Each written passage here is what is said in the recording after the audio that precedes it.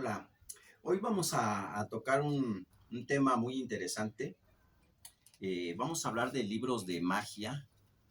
Existen, existen cientos de libros, unos muy serios, unos que en verdad existieron, otros que fueron un una simple leyenda y algunas personas han querido reproducirlos.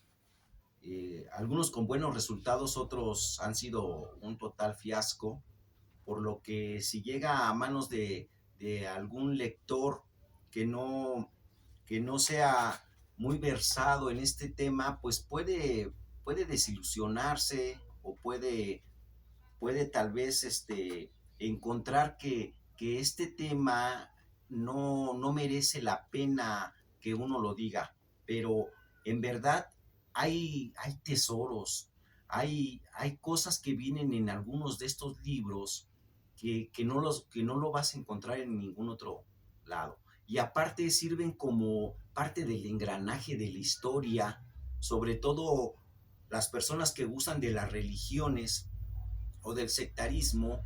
Muchos de estos libros van a aclarar ciertas cosas. Eh, en realidad les presenté este libro que después les voy a hacer un especial de este libro. Hoy no lo voy a mencionar, pero sí toca, es el tema. Es un libro que está muy descuidado, lo tengo que reparar, pero su contenido es excelente. Después se los voy a narrar. Ahora les quiero dar una pequeña semblanza de, de lo que, de algunos libros que yo me llamaron la atención y pienso que hasta se merecerían que algún cineasta hiciera un argumento basado en estos libros, que se hicieran películas. Les voy a poner algunos ejemplos de estos libros. Uno que me llamó mucho la atención es uno que se llama El libro rojo de Carl Jung. Fue escrito en el siglo pasado. El libro estuvo oculto mucho tiempo, incluso después de la muerte del autor y antes de ser publicado. ¿Por qué este libro fue ocultado? Eh, este libro, sabemos que Carl Jung fue un psicólogo, discípulo de Freud.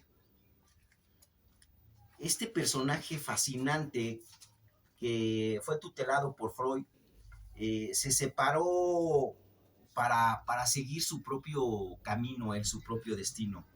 Desarrolló la teoría del comportamiento humano, generalmente conocida como psicología junguiana, que hacen más hincapié en en nuestra psique interior. También enseña que toda la humanidad comparte un inconsciente colectivo. Eso es una aportación de Jung, porque él pone como postulado que toda la humanidad tiene una parte dentro de él, de su inconsciente, que es generalizado, es como una memoria, como un archivo acásico. Este coeficiente colectivo es como lo que tienen las hormigas o las abejas, que, que todas siguen una misma misión. Entonces Carl Jung decía que los humanos también poseemos esa característica.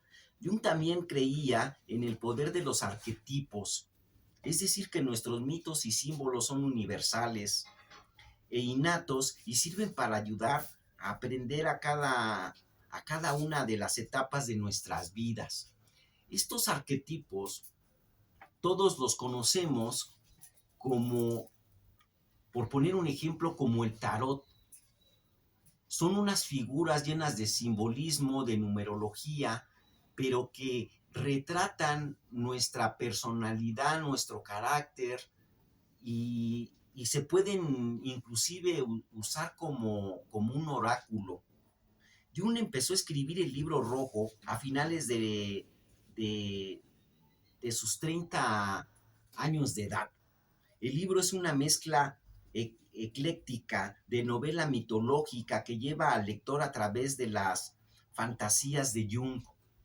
Eran alucinaciones que él se autoindujo para intentar llegar al núcleo de su inconsciente, y como teórico quería documentar su viaje de 16 años. Así que escribió todo lo que experimentó, todo lo que vio y todo lo que sintió.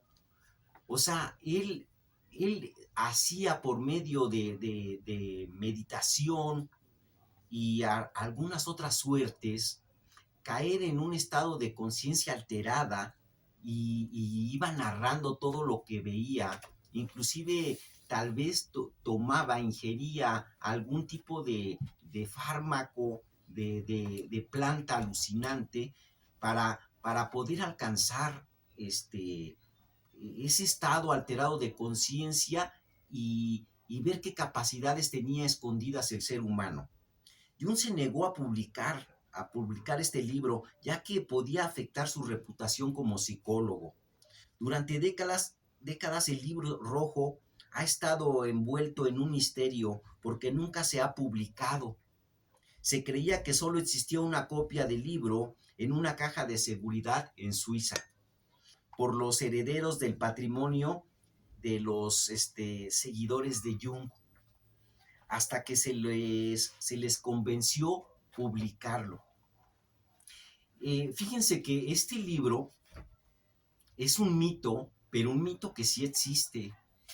Ese libro como tal fue una parte de Jung oscura que desconocemos, y que casi nadie ha tenido la suerte de ver su contenido, porque hay un solo ejemplar, y recientemente los que tienen los derechos de los familiares de Jung han decidido publicarlo, pero aún todavía no está disponible si lo quieren comprar. Es un libro muy raro, por lo que lo incluí como primer lugar en estos libros de magia, de cosas ocultas que tenemos. Y lo más interesante es que esté involucrado Jung, porque Jung es un personaje que goza de todo el prestigio de la ciencia.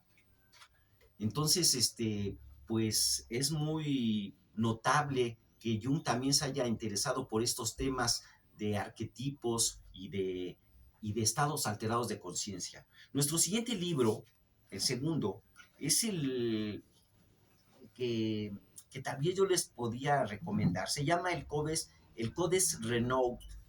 Tal vez pueda volver loco de frustración, dicen, este libro de 448 páginas, repletas de ilustraciones. No tiene un autor conocido, ni fecha de publicación conocida, tampoco un idioma conocido, ni siquiera tiene título. Lleva el nombre de la ciudad húngara de Rog, donde estuvo guardado hasta que fue donado a la Academia en 1838 por el conde Gustave Atanaí, desde su finca de Ronc, con otros 30,000 libros de poesía que él donó. ¿Por qué dicen que este libro podía volver loco? Para empezar, porque no tiene sentido, tiene un lenguaje indescifrable, unas figuras que aparentemente pueden estar hablando de, de magia o de cabala, pero en realidad los expertos no han logrado descifrar su contenido, y sobre todo el idioma es un idioma que no es conocido. La ciudad ha sido bautizada con Roechny y ahora se encuentra en Austria, pero cerca de la frontera húngara. El codex mide 12 por 10 centímetros, y cada página contiene entre 9 y 14 filas de símbolos.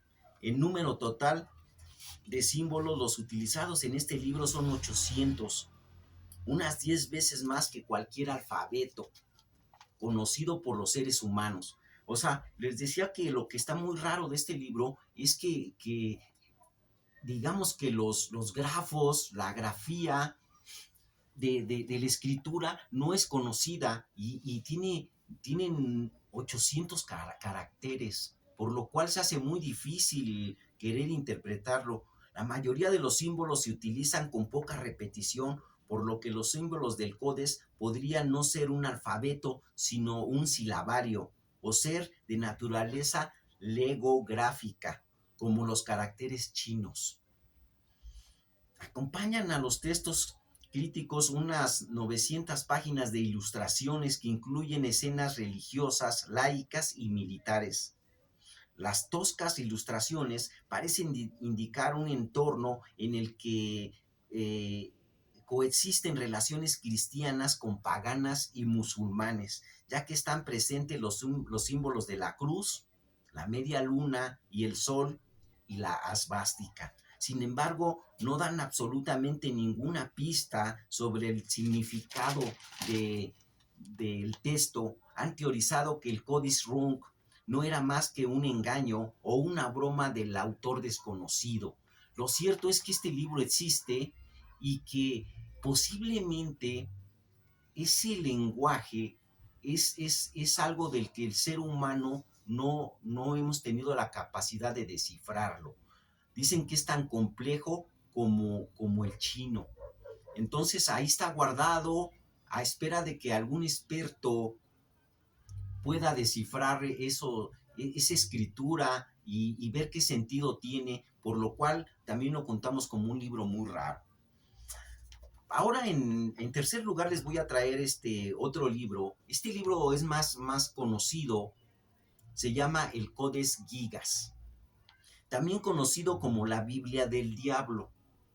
Al parecer este libro se completó con la ayuda del diablo en circunstancias muy extrañas. La historia actual del Códice Gigas comenzó en julio de 1648, durante los últimos enfrentamientos de la Guerra de los 30 años. El ejército sueco saqueó la ciudad de Praga y uno de los tesoros que robaron y lo llevaron a casa fue el Codex Gigas. Este libro es famoso por ser el libro medieval más grande de todo el mundo. Mide 36 pulgadas de alto, 20 de ancho y entre 8 o 7 de grosor, y pesa un total de 165 libras. Así que la Biblia del Diablo contiene 310 páginas hecho de vitela de la piel de 160 burros. Originalmente tenía 320 páginas, pero en algún momento de este devenir del libro, las páginas fueron cortadas y eliminadas de este libro. La Biblia del Diablo debe su nombre a un retrato a tamaño natural del diablo. Se dice que el autor vendió su alma al diablo a cambio de que el diablo le ayudara a terminar este libro. El escritor supuestamente terminó el libro en un solo día, un trabajo que se calcula que llevaría 20 años. No es de extrañar que el precio fuera su propia alma. Porque este libro es muy raro. Fíjense, es un libro gigante que pesa 165 libras. Estamos hablando más o menos unos 80 kilos.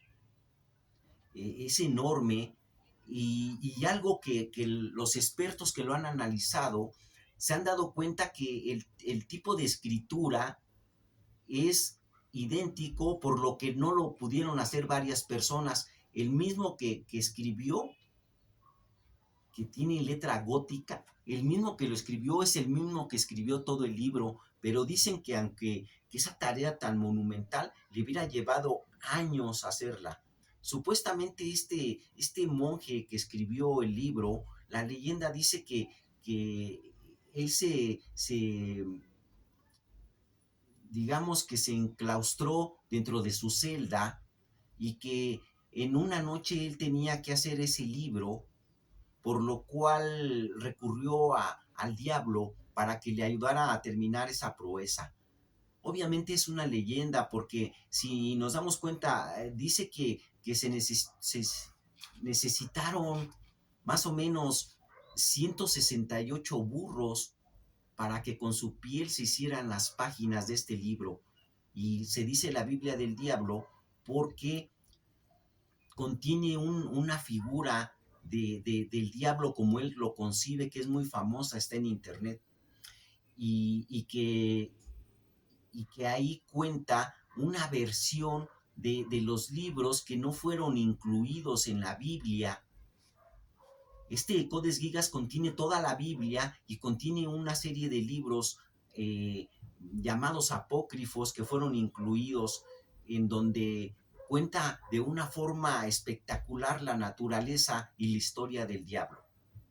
Pues en cuarto lugar, vamos a mencionar otro libro fantástico. Este otro libro es el manuscrito Voynich. Se descubrió por primera vez en 1912, cuando lo compró un anticuario polaco.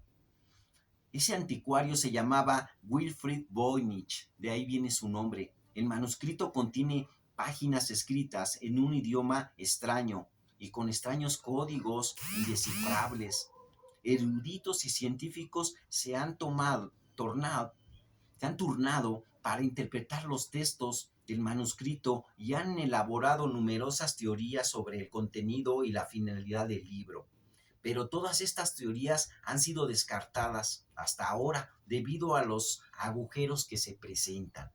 Se cree que el misterioso libro fue escrito en el siglo XV o XVI. Contiene llamativas ilustraciones que presentan diversos animales, personas, astrología y símbolos del zodiaco, así como hierbas y un mapa. Un científico, el egiptólogo alemán Rainer Hahn Nick, ha afirmado haber descifrado el código. Según el manuscrito, no estaba escrito en una lengua indoeuropea, sino en una lengua semítica, como el arameo, o podría ser el árabe o el hebreo. Ni siquiera él estaba seguro. Otros investigadores han intentado utilizar tecnologías modernas de descifrado, pero nada ha funcionado hasta la fecha. El manuscrito sigue siendo un misterio cuyos orígenes y significado han sido han sido borrados de la historia en las arenas del tiempo. Y sí, este código Voynich, hay muchas páginas que realmente yo no sé si sean las auténticas, aunque el libro sí existe, está en algunas universidades, sino que parece que fuera un tratado de alquimia o de herbolaria, pero tiene un simbolismo que no han podido descifrar, por lo que también se hace un libro muy raro y que estamos a la espera, igual que los otros que hemos mencionado, de que en un futuro podamos dilucidar a qué se refieren estos tratados de magia. El otro libro que voy a mencionar se llama el libro Zoiga, también conocido como Al-Draira. Es un libro del siglo XVI sobre magia, astrología y encantamientos y demonología. De autor desconocido, sin embargo, llegó a manos de un antiguo erudito, John Dee, el famoso John Dee. Este libro llegó a sus manos y al principio de la década de 1580. Dee era bastante influyente y un maestro de los oficios mientras trabajaba para la reina Isabel I en múltiples puestos. Ya hemos hecho especiales de John Dee. El libro de Zoiga se convertiría en la pesadilla de Dee, que pasó toda su vida intentando descifrar todos sus secretos. No fue fácil, ya que la mayor parte del libro estaba escrita en latín normal, que era fácil de leer, pero el libro Zoiga contenía varios párrafos que describían conjuros, fórmulas mágicas confusas, hechizos de protección y jerarquías de ángeles y demonios. Dee nunca logró descifrar las últimas 36 páginas del libro de Zoiga, que contenían 36 tablas El libro se perdió tras su muerte, pero en 1609, sin embargo, apareció, y en 1994 apareció de nuevamente en dos lugares diferentes. Uno en la biblioteca de británica y otro en la biblioteca de Bodenay. Hasta ahora no se ha aclarado el misterio que rodea el libro Zoiga, quién lo escribió exactamente y para qué hizo y qué significado tiene.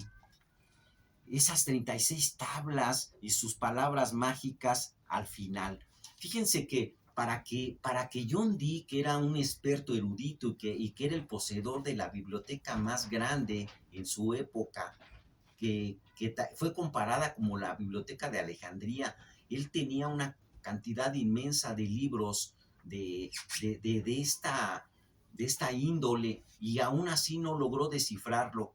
Y sobre todo esas últimas 36 páginas de tablas que tienen una simbología y unos números que todavía no se sabe para qué sirven. Entonces, este libro también pasa a ser un enigma, igual que los otros que hemos mencionado. Pero, ¿qué más podemos agregar? Fíjense que Dee se llevó toda su vida y recorrió parte de Europa, y aún así no lo pudo descifrar, por lo que se cree que, aunque está bajo el escrutinio de varias universidades, pues va a ser muy difícil hasta que llegue un experto. Miren, estos libros que tienen un sentido, porque miren, parte de estos libros nos cuentan la historia, y antes la magia es lo que ahora le llamamos religión. La religión y la magia es lo mismo, aunque esto que diga va a parecer una blasfemia, porque la magia era una especie de artilugio que los humanos teníamos como herramienta para poder defendernos de cosas que no teníamos explicación. Esa función ahora la hacen las religiones. Luego voy a extenderme más sobre el tema, pero ahorita les quiero enseñar una reseña de otro libro más. Este otro libro se llama el Codex Serafinianus. Hay una lista de libros que no merecen existir, dicen por ahí. Este libro es uno de ellos. Dos personas que se convierten en cocodrilos mientras mantienen relaciones sexuales. Otra cosa sin sentido es una imagen de ojos de pez de una extraña criatura que flota sobre la superficie del mar, mirándonos fijamente al lector, y un hombre montado, montado sobre su propio ataúd. Entonces decimos que de entrada estas figuras que presenta el libro, pues ya nos hacen pensar que no tiene sentido. El libro no tiene una parte escrita, las palabras manuscritas parecen antiguas, pero son ilegibles, como una guía de un mundo alienígena. El Codex Serafinianus contiene páginas de descripciones y explicación de una existencia imaginaria, todo ello en un alfabeto único, absolutamente ilegible, con miles de dibujos y gráficos. Este libro se publicó por primera vez en los años 80. Su autor es conocido y vive actualmente, pero sin embargo nunca ha querido explicar su significado. Él se apropia la autoría de este libro, pero aquí algo que dijeran, pues es un loco que tenía mucho tiempo y escribió un libro raro, pero queda una espinita de que en la época de los 80 ya se manejaba lo de las abducciones y de lo de el contacto con seres de otros planetas. Entonces, hay unas teorías que dicen que posiblemente este autor le dieron este libro, pero ni siquiera él sabe cómo descifrarlo. Los dibujos son bastante raros y contiene unas imágenes perturbadoras, pero que nos remiten como a un tipo de glosario de un idioma que no conocemos, y también es como un catálogo de monstruos que tal vez pertenezcan a otras dimensiones que nosotros no conocemos. Algo así como lo que hizo Lovecraft. Otro libro interesante es el en el que es llamado Los papiros mágicos griegos, usualmente abreviado como PGM, para no decir papiros mágicos griegos, lo abreviaron como PGM. Es una colección de textos que arrojan luz sobre el sincretismo mágico y religioso de Egipto,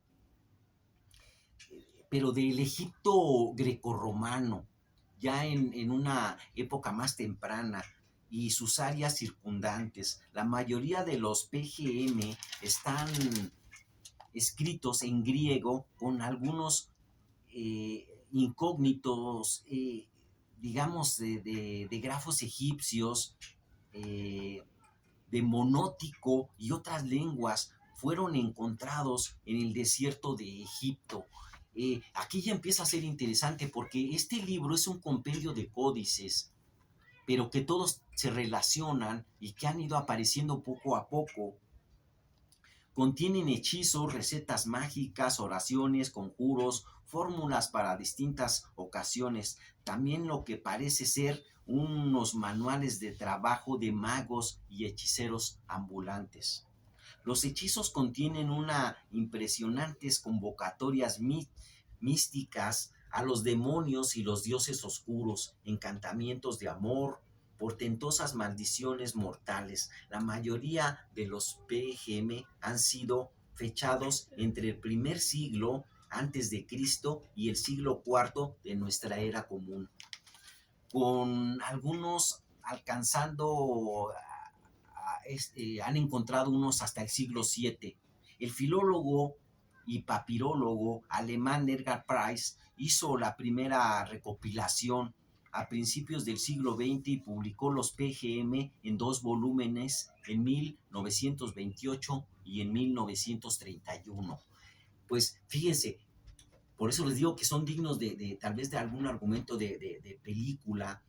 Se han ido encontrando, dice que desde el siglo primero antes de Cristo, una serie de grabados, de papiros sueltos por ahí, pero que a la hora de recopilarlos tienen una secuencia por los cuales ellos piensan que son parte de un mismo tema, de un mismo libro. Hay que recordar que los egiptólogos y los árabes, ellos creían en unas entidades, una suerte de genios malignos que, que vagaban en el desierto, y todos estos libros eran una especie como de protección para poder manipularlos. Por último, tenemos el libro del Picatrix. Es el nombre dado actualmente a una obra de astrología, magia de 400 páginas, escrita originalmente en árabe con el título de Kayak al-Kakim, y esto fue publicado por primera vez en español con el nombre del objetivo del sabio. La mayoría de los eruditos recuerdan que el original en árabe trata de mediados del siglo XI. Fue traducido al latín en el siglo XIII, época en la que adoptó el título de Picatrix. Fue utilizado para hacer referencia a su autor, Maslam al-Ma'irid, quien fue un astrólogo, matemático, polígrafo y alquimista. Era hispano-árabe que murió en Córdoba en el año 1007. Su nombre, al-Ma'irid, deriva del que había nacido en Madrid en torno al año 1950, llamado el Euclides español. Fue uno de los más intelectuales prestigiosos del Califato de Córdoba, y sus trabajos en astrología permitieron construir las primeras astrólogos. Fue producido el Picadris al español en el siglo XIII durante el reinado de Alfonso X el Sabio, pero lamentablemente se extravió, por lo que su difusión entre el siglo XV y XVIII se realizó con notable éxito en la versión latina. Miren, pues por lo pronto hay más libros, pero puse estos 8 ejemplos porque cuando nosotros hablamos de magia, pareciera que es un tema banal, pero ha sido parte de nuestra historia, y si nosotros llegáramos a descifrar el contenido o el propósito por el que fueron hechos y por qué fueron perseguidos de una forma tan artrera por la iglesia, podríamos encontrar una parte del rompecabezas, de la magia, de esta suerte de conocimientos antiguos que se ha perdido y que solamente un pequeño y reducido sector es conocedor de lo que realmente significa y pueden servirnos. Pues vamos a dejarlo aquí, y esto quiero que sea como el preámbulo de un tema que voy a tocar, que también es algo mágico y que me ha venido ha venido a estar pendiente. Voy a hablar de las gárgolas, pero antes de hablar de las gárgolas, voy a dar unos puntos de vista de un personaje que es conocido como Pazuzu, y que yo asevero, por el conocimiento que les voy a transmitir, que las gárgolas son Pazuzus. Entonces nos vamos, y queda pendiente el capítulo donde vamos a hacer un extenso recorrido tanto en Mesopotamia como Siria, Babilonia, y cómo se concibe el personaje de Pazuzu, su historia, y por qué yo digo que las gárgolas que están en las catedrales góticas no significan lo que dicen que significan, sino tiene un significado que vamos a ver en los siguientes capítulos. Por el momento es todo, y pues nos vemos en el siguiente capítulo.